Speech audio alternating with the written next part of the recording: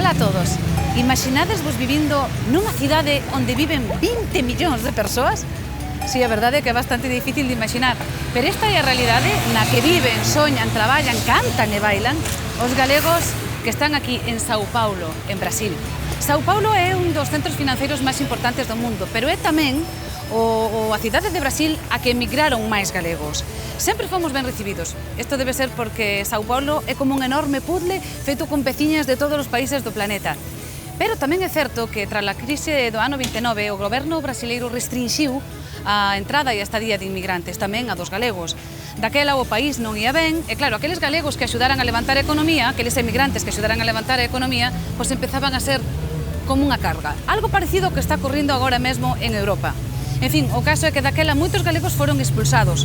Outros decidiron marchar eles por o seu propio pé e outros decidiron quedar. Os que quedaron eran homes e mulleres fortes, como a Dolores da Parte, por exemplo, que é unha muller que leva moitos anos traballando pola música, pola cultura, pola lingua galega, para que todo isto continúe vivo para as seguintes xeracións. Xeracións como a de seu sobrinho Fernando, que é un gaiteiro un pouco galego, un pouco indíxena, un pouco brasileiro. Con eles imos intentar descubrir a esencia desta cidade diferente. E imos intentar tamén buscar o repenique dunha muiñeira polo medio destes enormes rañaceos. Eu acho que vai ser un programa moito bonito e moito bon. Vos veredes.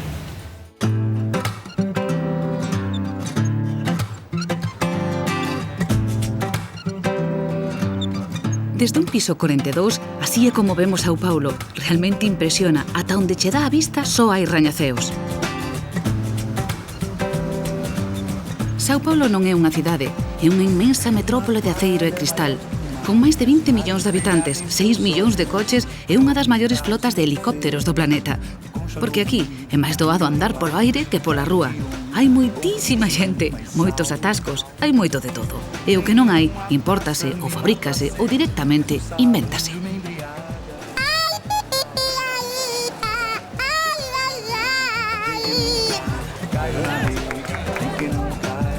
Para facérmonos unha idea, nalgúns dos barrios de Sao Paulo vive máis xente que en toda Galicia.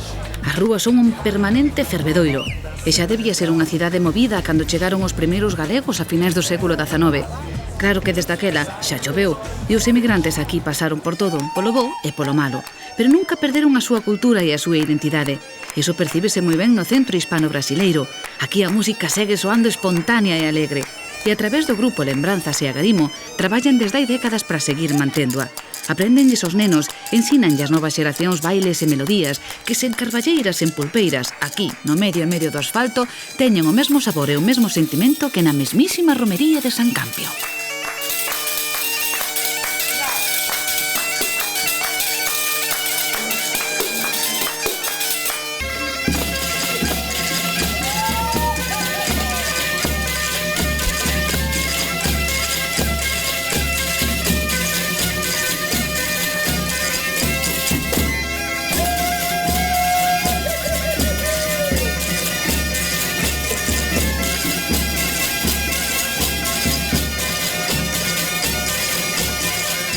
Non nos digades que esta imaxe non é impagable. Os rañaceos de Sao Paulo de fondo, unha peza recollida nunha aldea galega soando, interpretada polos maiores que un día emigraron e bailada por mozos brasileiros que son a imaxe máis evidente da mestizaxe cultural. Bailan, iso sí, con outro acento, con outro xeito. As mulleres ca cabeza erguida porque din que non queren mostrar ningún tipo de sumisión, e os homes con alegría e con un punto exótico maravilloso. Se ata parece que temos o mesmísimo Che bailando unha jota. É ou non é alucinante?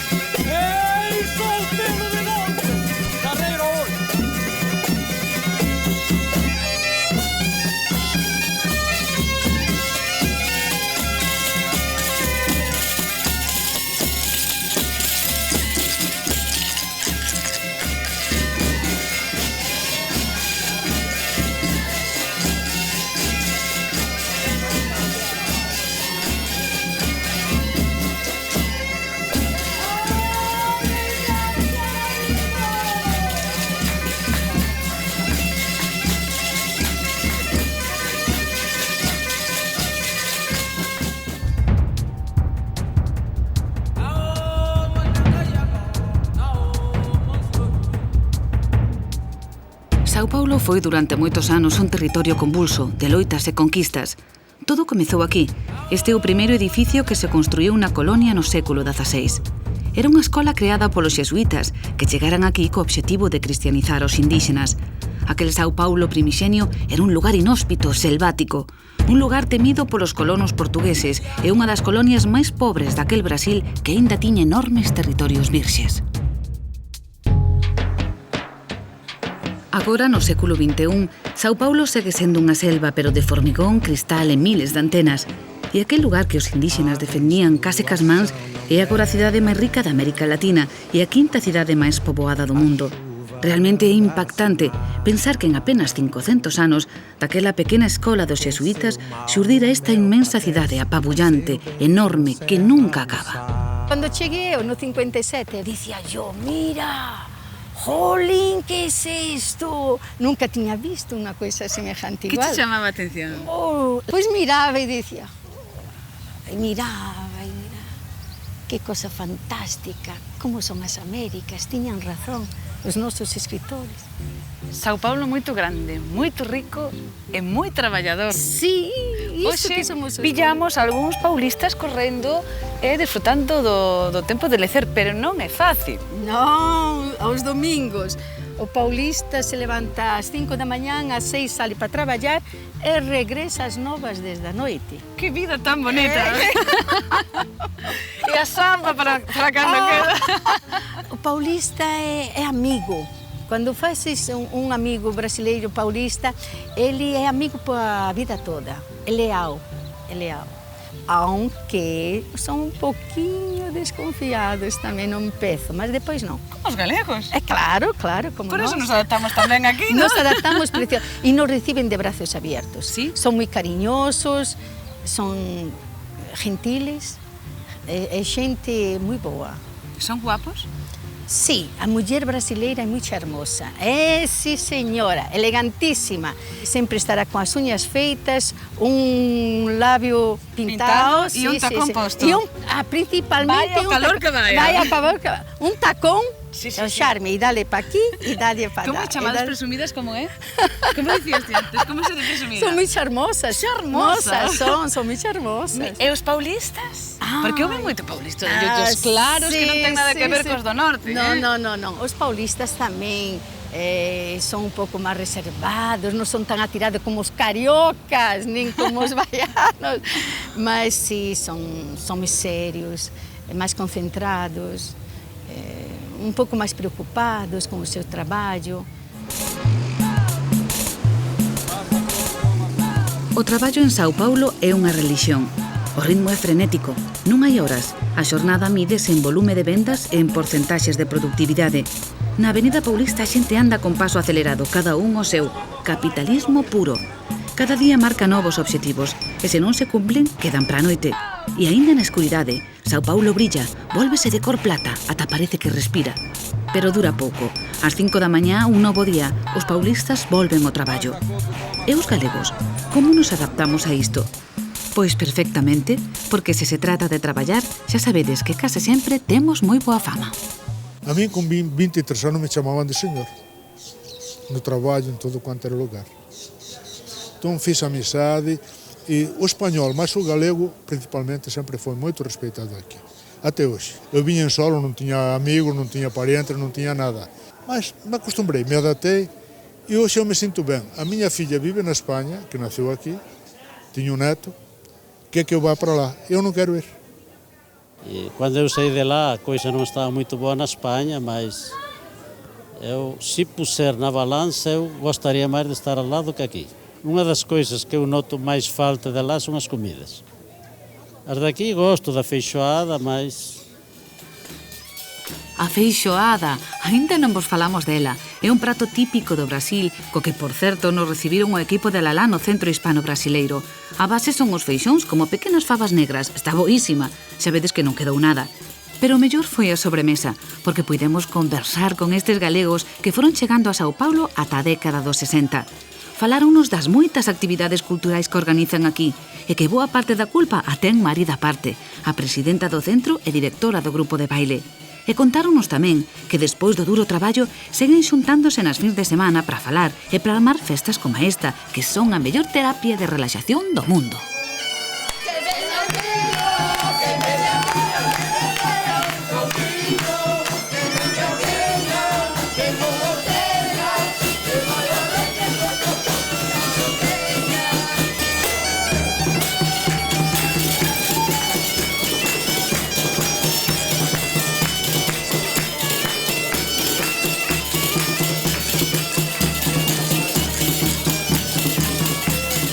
E antes de vir, alá na Coruña, vivías na Coruña? Coruña, Monte Alto, calle Adelaida Muro 31 Bajo. Mi abuela, la señora Celia, tenía unha frutería. Levo no corazón e na alma a Torre de Hércules. É realmente un desafío para a imaginación nuestra. E de vez en cando plántala no medio de Sao Paulo. Ah, sí, imagino. Lo que nos falta a nosotros en San Paulo, el mar. Ai, amigo, El mar. Porque yo soy, como nací na Coruña, sou mariñeira. O mar é o que máis sinto falta. E a última imaxe que che quedou cando viñeches con 10 anos, cale? Que ve unha nena de 10 anos cando se despide do lugar no que vive ata ese momento, no que naceu?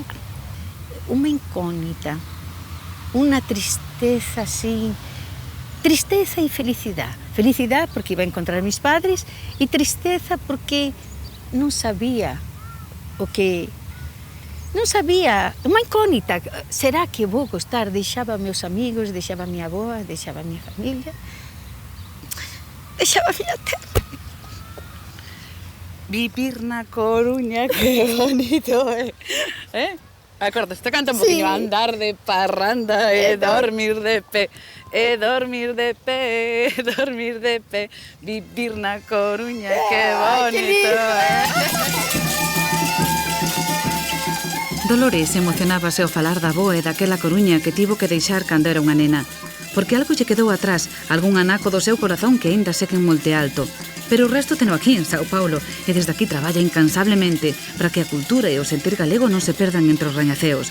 Aprendeulle a centos de nenos a bailar e ensinoulles que teñen que facelo con orgullo. Converteuse na primeira presidenta dun centro galego, axudou a levantalo cando as cousas non ían ben e converteuno nesto que agora vemos. Levoulle moitas horas de esforzo, pero aínda lle quedou tempo para escribir dos sentimentos de Galicia. Por todo iso levou varios galardóns, entre eles a medalla Castelao, aínda que para ela o mellor premio é ver a estes rapaces e comprobar que a música continúa.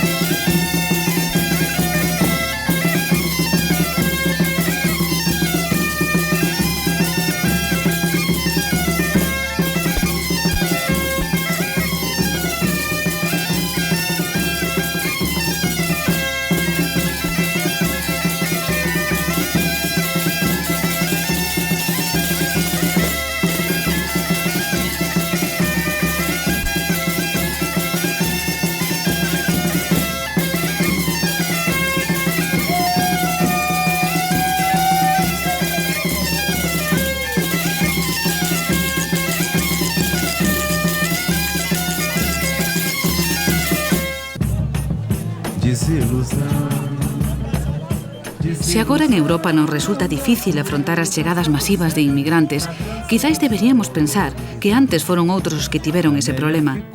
Esta é a hospedería de inmigrantes de Sao Paulo. Ata aquí chegaban cada día os trens que viñan desde o Porto de Santos cargados de inmigrantes de todo o mundo. Tamén había galegos. Meu pai sempre me dizia: meu filho, tome cuidado. Quando eu penso no futuro, não esqueço meu passado. A principios do século XX, milleiros de persoas procedentes de todos os lugares chegaban ata aquí, moitos só co que tiñan posto. Atendíanos e dabanlles as chamadas cartas de permanencia, algo así como os papéis de agora. Despois esperaban a que a axencia de colocación lles buscase traballo. Houbo anos nos que este lugar estaba tan saturado que só podían quedar 6 días como máximo. Cantas historias se vería aquí dentro, nesta hospedería? Sí, moita. Porque aquí viña todos, non? Antigamente, os que vinham se tornavam uma família. né? Eu conhecia, bom, ele que é de Corunha, outro que é de Lugo, outro não sei o que lá, se conhecia, mas se tornava uma família porque não tínhamos outros parentes, então aqueles faziam uma família que a gente tem amizade 40 e picos anos assim de amistad. Unha das cousas máis bonitas de Elena e de Jesús é a súa historia de amor particular. Elena rise. Porque eles coñeceronse precisamente no centro galego, bailando. Contame isto. Mais ou menos assim, não. A gente se conheceu assim, eu conheci os pais deles, porque a gente vivia cerca, né? Então a gente tinha A ti assim... xa lle botaras o ollo. Não, tínhamos uma amistade de muitos anos, assim, uma amistade. E, não sei, ter passado anos, aí que surgiu o namoro, que nem fala aqui, e o casamento. Mas assim, a gente tinha amistade. Meus pais, com os pais dele, com ele, com a irmã, tínhamos amistade assim, a família. Vocês estades contentos aqui em São Paulo? Estamos, porque é uma cidade onde que tem oportunidade para todos. Apesar que o país não, né, hoje está passando também pela crise mundial, tem desemprego também, está começando a haver desemprego. Mas quem tem um bom emprego aqui vive bem também. E como são os paulistas, Helena? Bom, aqui os paulistas são acolhedores. Eu tenho uma filha paulista e, por falar assim em tradições, a minha filha baila, toca um pouco a gaita, toca um pouco a pandeireta. Ela segue, né, as nossas tradições. Helena, eu creo que xa é medio paulista, Jesús. Sim. Hasta se lle puxeron así os olliños de cor dos paulistas. É assim, é. Non? Sí ou non? É unha cor de pele, uns ollos así moi paulista todo. Não, eu sou... Aquela morena, não? Eu sou galeguinha também, sou galeguinha, mas se volves para lá, eres um imigrante também. Chega a brasileira tá ser aí. imigrante duas veces? Por aí, imigrante lá, imigrante aqui. Se chegas lá, te chamam, a brasileira chegou, não é verdade? Oliñas veñen, oliñas veñen, oliñas veñen e van. Non te vas a rianxeira, que te vas a marear. Helena e Xesús son dúas pezas máis neste inmenso puzzle co que se foi formando a sociedade de Sao Paulo, unha sociedade aberta e acolledora. O barrio da Liberdade é un exemplo perfecto. Estamos no barrio oriental, de feito aquí é onde viven máis xaponeses fora do Xapón. Pero claro, ao mesmo tempo, Sao Paulo tamén é un lugar onde viven máis italianos fora de Italia e de libaneses fora do Líbano, así que a mestura é inevitable. Aínda que tamén é certo que os emigrantes de cada nacionalidade sempre intentaron xuntarse por barrios. Quizais fose porque o feito de ter veciños que falen a túa lingua axuda a non sentirte minúsculo. Entre tantos millóns de persoas, un corre o risco de diluirse, a non ser que sexas forte como a Rosa, que veu desde Soutelo de Montes e traballou como comerciante de compravenda con todo tipo de persoas. É que Sao Paulo son moitas cidades. Aquí hai un pouco de París, un pouco de Japón, un pouco de China. O mundo. Isso não é uma cidade, este é o mundo. Um pouco do mundo. Explica a xente que nos está vendo en Galicia que é isto que estamos vendo aquí detrás. Onde estamos? Nós estamos na Liberdade, centro da cidade de São Paulo, onde tem mais japoneses, onde a colônia japonesa se concentra. Bueno, como se vive no medio de toda esta mestura? Porque ti, eu sei que traballaches, porque ti veches e tes negocios. Trabalho. Vive-se no meio dessa mistura toda muito bem. São Paulo, o brasileiro tem essa facilidade de dar-se, de comunicar-se, de ser amigo. É uma das coisas que a mim me encanta nessa parte, o brasileiro. Porque o saltiño de Soutelo de Montes, que é de onde saiu Rosa, ata un anaquiño de Japón. Às vezes eu falo assim, será que eu saí daquela aldeia de 30 vizinhos hoje com 5? Mas é essa saída, essa imigração que faz com que te transforme numa pessoa do mundo. Isso nós sentimos. E agora estás contenta aquí ou queres volver? Rosa, eu pergunto-volo a todos porque... Mira, todo imigrante, ele vive aqui e lá. Se pudesse estar aqui 6 meses lá, estaria.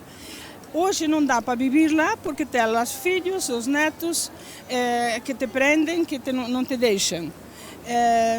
Vas lá também, estás bem os primeiros meses, mas depois também já começas a recordar os que estão aqui. Então é muito difícil. O imigrante, quando sai da sua terra, jamais ele se sente bem, ou se sente brasileiro, ou se sente galego ou espanhol fora da terra. Empezas a ter como dous corazóns? Dous corações divididos ao medio, totalmente. Ai, gústame moito, porque Rosa emocionase cando fala. Pero si isto é moi bonito, mira, Rosa. Me emociono hasta hoxe da despedida que eu fiz da minha aldeia. Da tua aldea? Vendo a estroita no rio, falando adiós para todo, para as plantas, para todo. Viva Cruña, viva Lugo, viva Ourense, Pontevedra. Viva Cruña, viva Lugo, viva Ourense, Pontevedra. Viva nossa Nai Galicia, viva nossa Nai Galicia, viva a música galega. Ai la la la la la la la la la, ai la la, ai la la la la la la. Solo voy con mi pena, sola da mi condena, correré mi destino para burlar la ley, perdido en el corazón de la grande Babilón. Me ericé en el clandestino por no llevar papel, pa' una ciudad del norte yo me fui a trabajar. Nas crises económicas como a que temos agora, os primeiros que parecen sobrar son normalmente os inmigrantes. A crise que viviu Brasil nos anos 30 é exemplo disto. O goberno de Getúlio Vargas restrinxira daquela a entrada de emigrantes, e non só iso, moitos galegos foron repatriados. Daquela éramos nós os que precisábamos os papéis. Foron anos duros, quizais os peores para os emigrados en Brasil.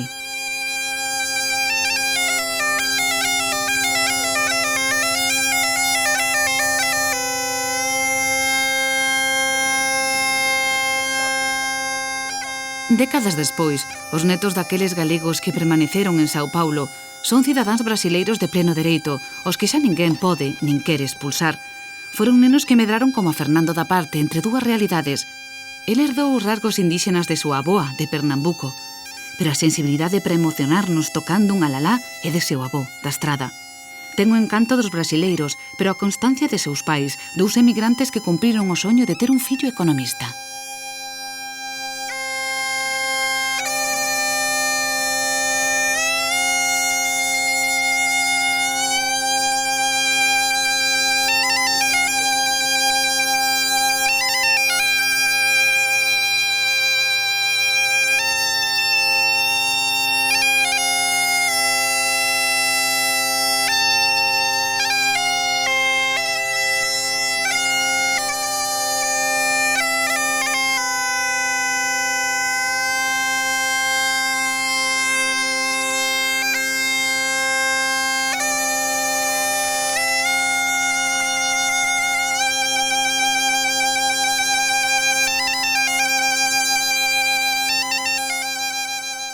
Ser emigrante nunca foi fácil. Non. Ser fillo de emigrante non sei se é un pouquiño máis fácil. Creo, non sei. non tenho como comparar, pero creo que o ser imigrante é máis chocante porque sais dali, unha man na frente e outra atrás. Chegas a unha terra que non coñeces a nadie, tens que trabalhar e facer a vida. Non é fácil. Ir á universidade. Ese é quizás unha das teimas que teñen os emigrantes que viñeron a Sao Paulo, e eu creo que a todas partes do mundo, para os seus fillos. Era unha cousa assim, o trabalho e o estudio. E essa parte do estudio, aqui, pelo menos de Sao Paulo que vejo, os pais davam canha para que os filhos estudiaram, tiveram um futuro melhor, e hoje é verdade que há muitos que ocupam postos em bancos, são periodistas. Cando viñas a estudiar aquí, viñas en tren. A que hora te levantabas para vir a estudiar a Universidade de São Paulo? Pero non estudiava pola mañá. Ah, non? Cando estudiaba? Pola noite. Pola noite estudiava, entrava às entraba às 7:30 e saía às 11. Había clase pola noite? Sí. Aqui estudamos pela noite. Os que têm cartos estudam pela manhã, os que não têm pela noite, porque têm que trabalhar pelo dia. E era o meu caso, porque não tinha cartos, então. Fernando é, como vos diría, unha persoa moi especial. Guiounos nunha das cidades máis estresantes do mundo, onde o tempo se pelexa constantemente cos atascos sen perder a súa permanente amabilidade. Restoulle horas ao sono e multiplicounas no traballo para axudarnos a nós a facer este esbozo do inmenso Sao Paulo. Falounos da historia, da situación económica, de como se vive e ata nos levou a comer as mellores pizzerías do mundo, que din que son as de aquí.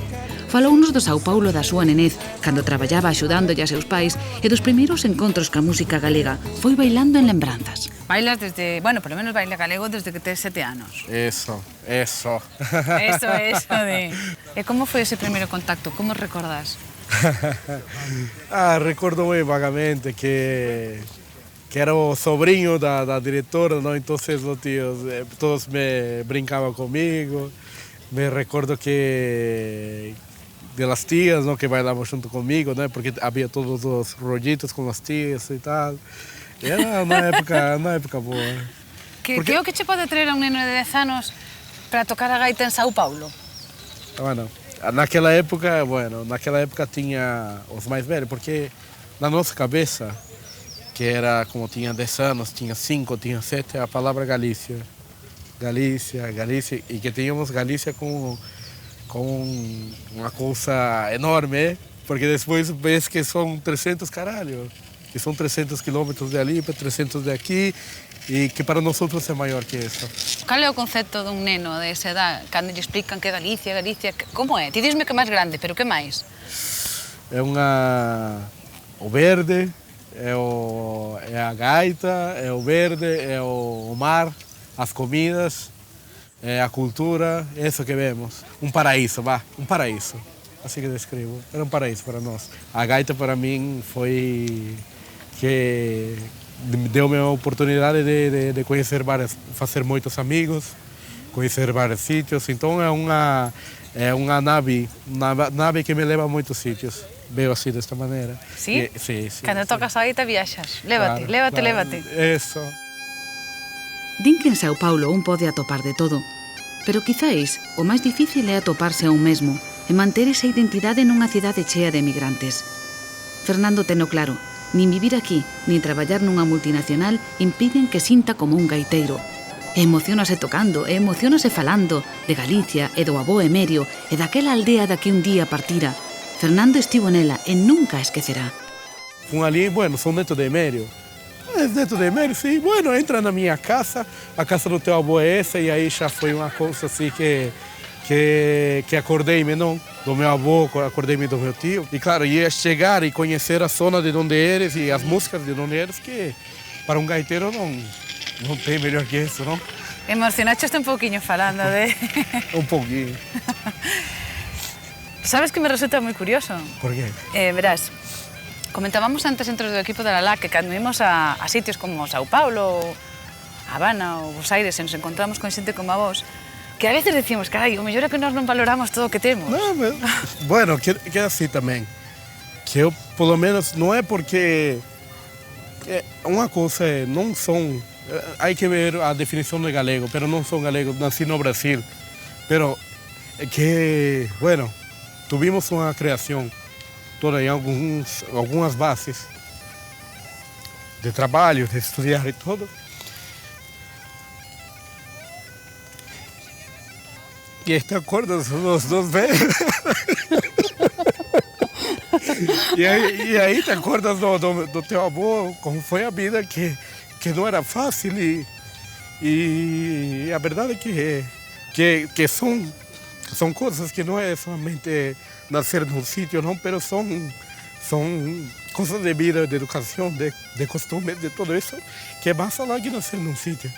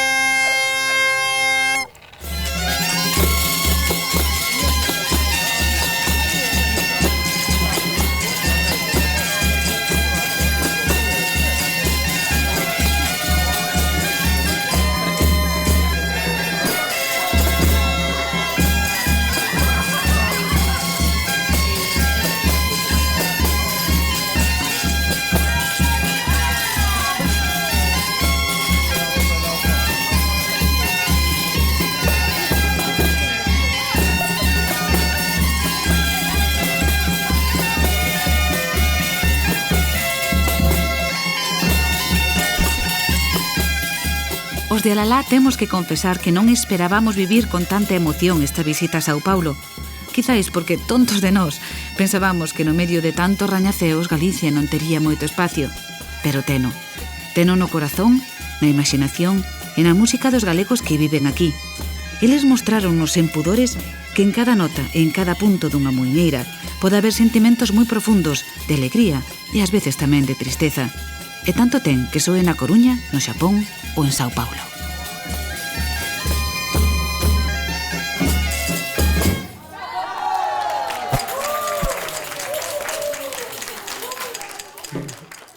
Cando me dixeron, vas ir a Brasil, dixen, ben, eu quero aprender a bailar o samba. Así que, por favor, unhas nocións básicas. Un samba canção mais lentinho, mais lentinho. Un samba lento. Tristeza non ten fin, felicidade sim. O elemental xa sabemos, que mover aí o... Dos. Ten un certo parecido co picado, Eso, o picado da muiñeira. Eso, e na ponta do pé, eso. Taca, taca, taca, ta, tarará.